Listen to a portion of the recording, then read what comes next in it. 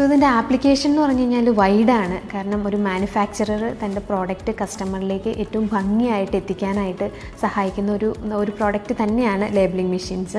ഇപ്പോൾ ഇതിനകത്ത് നമ്മൾ ഇതിൻ്റെ കോസ്റ്റ് നോക്കിയാൽ തന്നെ ഇപ്പോൾ പല ആൾക്കാരും വിചാരിക്കുന്നത് ഇത്രയും കോസ്റ്റൊക്കെ നമ്മൾ ഇൻവെസ്റ്റ് ചെയ്യേണ്ട ആവശ്യമുണ്ടോ, നമുക്ക് മാനുവലി ചെയ്താൽ പോരെ എന്നൊക്കെ പലരും ആലോചിക്കുന്നുണ്ടോ.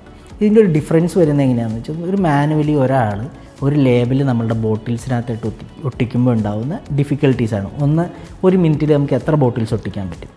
മിനിമം ഒരു 1 അല്ലെങ്കിൽ 2, മാക്സിമം 2ൽ കൂടുതൽ നമുക്ക് ഒട്ടിക്കൽ അത്ര ഈസിയല്ല. കാരണം ഒരേ അലൈൻമെൻറ്റിൽ നമ്മൾ ഒട്ടിക്കണം. രണ്ടാമത്തെ കേസ്, നമ്മൾ ഈ സ്റ്റിക്കർ പൊളിച്ച് ഒട്ടിക്കുമ്പോൾ കൈ പിടിക്കുമ്പോൾ ഈ സ്റ്റിക്കറുടെ ബാക്കിൽ നമ്മുടെ ഒരു ഇമ്പ്രഷൻ വീഴും. ഇത് ട്രാൻസ്പെറൻറ്റ് ബോട്ടിൽസിനാണ് പ്രത്യേകിച്ചും. കാരണം ബോട്ടിലിൽ ക്വാണ്ടിറ്റി കുറഞ്ഞ് കഴിയുമ്പോൾ നമ്മളുടെ കൈയിൽ പിടിച്ചേക്കണ പാട് നമുക്ക് കാണാൻ പറ്റും. അപ്പോൾ അത് ഒഴിവാക്കി നമ്മൾ ഒട്ടിക്കുക എന്ന് പറഞ്ഞാൽ വളരെ ടാസ്ക് ആയിട്ടുള്ളൊരു പ്രോസസ്സാണ്. അതിനെ നമുക്ക് ഈ മെഷീൻസ് വഴി സ്പീഡിൽ ചെയ്യാൻ പറ്റും.